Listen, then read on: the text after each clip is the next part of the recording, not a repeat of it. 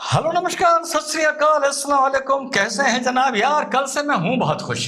कल मैंने जल्दीबाजी में 10 मिनट का वीडियो बनाया था जिसमें मैं हरियाणा पर भी बोला था, और इस नतीजों के बाद भैया मैं जम्मू एंड कश्मीर पर बोलना चाह रहा था, क्योंकि चुनाव में जम्मू एंड कश्मीर का ही मेरे भाई फॉलो कर रहा था। शब्द पकड़े, रोजगार चाहते हैं, नौकरी चाहते हैं, बिजली पानी सड़क लड़ने के लिए नहीं दिया, स्टेटहुड चाहते हैं। भैया 370 कहीं सुनाई दिया? ये एक बयान है, 3 बयान आ चुके हैं और तीनों में अभी तक 370 का उल्लेख नहीं है कि 370 बहाल होगा। 370 में बाद में विश्लेषण करूंगा।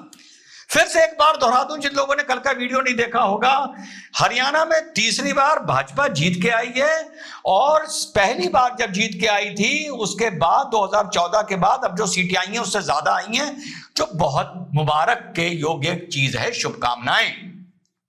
लेकिन कल भी मैंने वीडियो में साथियों ये बात बोली थी, ये चीज बीजेपी पहले भी अचीव कर चुकी है, और भी पार्टियां वामपंथी बंगाल में अचीव कर चुके हैं, और अलग अलग राज्यों में ये चीजें पहले अचीव हो चुकी हैं। जबकि राजनीतिक नजरिए से बड़ा मुश्किल काम है।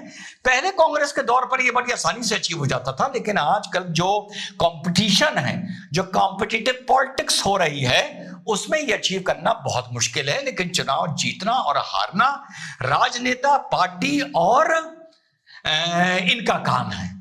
लेकिन जो नरेंद्र मोदी जी ने जम्मू कश्मीर में करके दिखा दिया, वो राजनेता का या नेता का काम नहीं मेरे भाई, यकीन करो, वो एक स्टेट्समैन का काम है, वो एक विजनरी का काम है।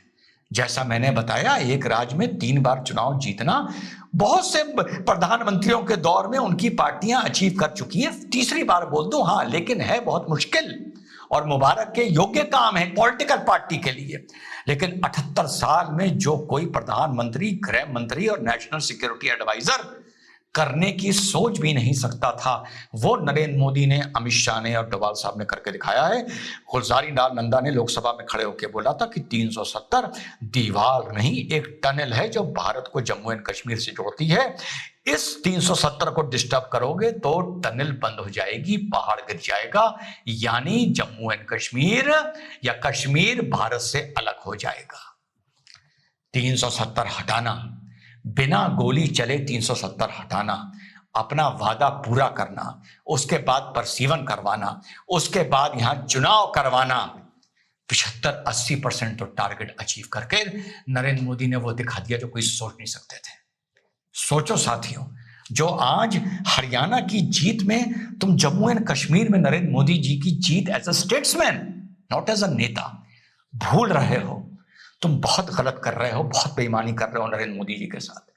ट्विटर पर, हर सोशल मीडिया हैंडल पर नरेंद्र मोदी जी को जाके पहले जम्मू एंड कश्मीर की उनकी जीत के लिए बधाई दो। सोचो क्या होता, गोली चलती, बॉयकॉट की कॉल्स आती, 15-18% वोट पड़ता, चुनाव कॉन्ट्रमांड होते, क्या होता?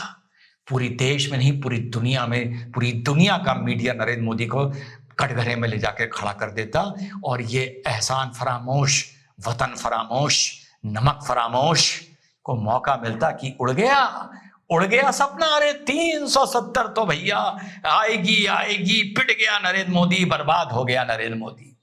अगले ने चुनाव करवाए, जो लोकतंत्र को बलि चढ़ाया था 1950 के दौर में दोनों भाइयों ने मिलकर, उसके बाद जो जम्मू एंड कश्मीर में लोकतंत्र को बलि चढ़ाया था इन दोनों भाइयों ने मिलकर, उनको 3 भाइयों ने मिलकर, नरेंद्र मोदी, अमित शाह और डोभाल साहब ने उस लोकतंत्र को जम्मू एंड कश्मीर में बहाल करवा दिया। और जिन पर आरोप लगता था ये तानाशाह हैं, उन्होंने दिखाया कि किस तरह से एक लोकतंत्र को बहाल किया जाता है। राजनेता अपना स्वार्थ देखता है, स्टेट्समैन राष्ट्र देखता है।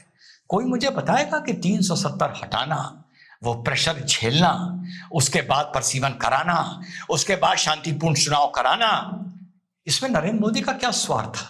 लोग कह रहे थे परसीवन हो रहा है, जम्मू की इतनी सीटें बढ़ा दी जाएंगी, बीजेपी को मुख्यमंत्री बन जाएगा, इसलिए कर रहे हैं। कुछ हुआ ऐसा? कुछ हुआ ऐसा? नरेंद्र मोदी का क्या स्वार्थ था, ये सोचो। कोई स्वार्थ नहीं था उस आदमी का। उस आदमी ने वहां पर उस राज्य में वो चीज करके दिखाई है। और 370 उमर अब्दुल्ला के बयान से फिलहाल गायब हो गया। सोच ऐसी आती है कि यार ये तो स्टेटहुड है, चुनाव हो गया मतलब उमर अब्दुल्ला मुख्यमंत्री बन गया ना, ये स्टेट नहीं है। अभी सिर्फ ढील दी गई है, बेलगाम नहीं किया गया है। लगाम में ढील दी गई है चेक करने के लिए। अभी ये यूनियन टेरिटरी है, खुला खेल फर्रुखाबादी नहीं होगा। बहुत सी ऐसी चीजें होंगी जो लेफ्टिनेंट गवर्नर से होके निकलेंगी और मुख्यमंत्री तक पहुंचेंगी, और बहुत सी ऐसी चीजें होंगी जो मुख्यमंत्री से या विधानसभा से होके निकलेंगी और लेफ्टिनेंट गवर्नर से होकर दिल्ली तक पहुंचकर उन पर फाइनल मोहर लगेगी, सील लगेगी किसी भी नीति पर, किसी भी नीति पर। तो ये है, तो परेशान ना होइए। 370 उमर अब्दुल्ला पीछे कर चुके हैं और अभी ये स्टेटहुड नहीं है, अभी और चेक किया जाएगा, टेस्ट किया जाएगा, उसके बाद 5 साल बाद देखा जाएगा कि स्टेटहुड एब्सोल्यूट इनको दिया जाए या ना दिया जाए। बहुत खुशी है मुझे इस बात की कि उमर अब्दुल्ला को राहुल गांधी से वहां पर भले 8 सीटों का एक समर्थन लेना पड़ रहा है।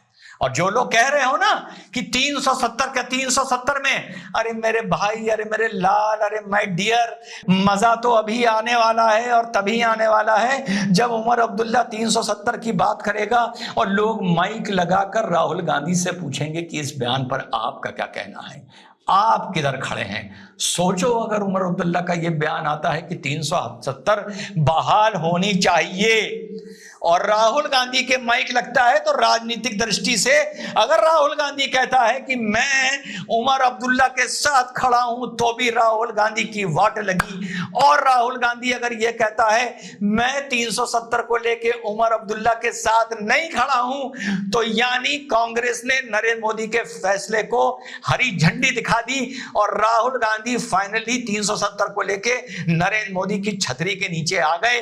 तो बेटा, मेरे भाई, मेरे दोस्त, 370 का जब मुद्दा उठेगा तो वो बीजेपी के लिए कोई परेशानी का सबब नहीं होगा। सारी परेशानी की पर्ची फटेगी राहुल गांधी के ऊपर कि बेटा अब तुम बताओ तुम किधर खड़े हो, इधर खाइए, इधर कुआं है, इधर जाएगा तो राजनीतिक दृष्टि से मरेगा, उधर जाएगा तो राजनीतिक दृष्टि से मरेगा।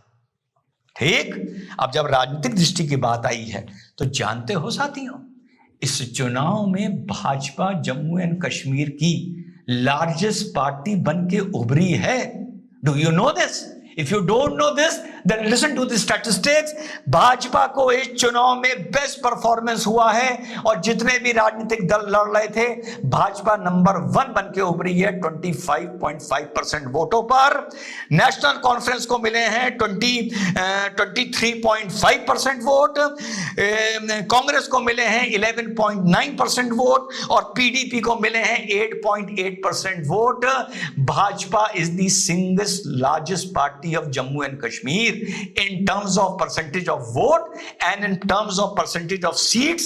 ये भाजपा का बेस्ट परफॉर्मेंस है 29 सीट्स, और कांग्रेस का वर्स्ट परफॉर्मेंस है और पीडीपी का वर्स्ट परफॉर्मेंस है। और सबसे शानदार बात कि भले उमर अब्दुल्ला वहां का मुख्यमंत्री बना रहेगा, उसे उन इंडिपेंडेंट से, भले उसने कहा है कुछ इंडिपेंडेंट हमारे टच में हैं, पर जमाते इस्लामी से या इंजीनियर राशिद की पार्टी से सपोर्ट नहीं लेनी पड़ रही है। और जैसा कि उमर अब्दुल्ला ने कहा कि उसने कहा मरकज से हम नहीं बिगाड़ सकते, मरकज का मतलब है सेंटर, यानी दिल्ली से हम नहीं बिगाड़ सकते और ये वोट लड़ने के लिए नहीं दिया गया है।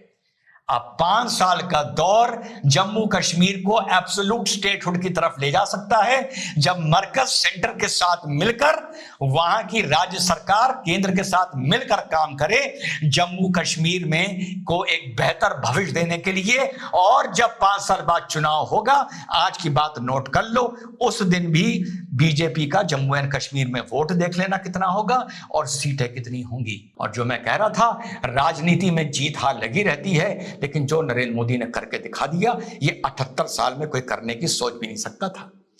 चलते चलते जम्मू का भी हाल बता दूं, 29 सीट पर कांग्रेस लड़ी थी, एक जगह जीत कर आई है। तो चाहे राजनीतिक दृष्टि से, चाहे सीट्स के नजरिए से, चाहे वोटिंग परसेंटेज के नजरिए से, चाहे लोकतंत्र के नजरिए से, चाहे देश की यूनिटी, एकीकरण, एकता, अखंडता के नजरिए से, चाहे नैरेटिव के नजरिए से, चाहे नेशनल इंटरनेशनल मीडिया के नजरिए से, नरेंद्र मोदी जी को हरियाणा के लिए बधाई है, लेकिन जम्मू एंड कश्मीर के लिए सलूट है और उस आदमी को सलाम है। ये देश आने वाले कई सदी तक अपने इस काम के लिए नरेंद्र मोदी को देखना याद करेगा। जय हिंद, वंदे मातरम, खुदा हाफिज।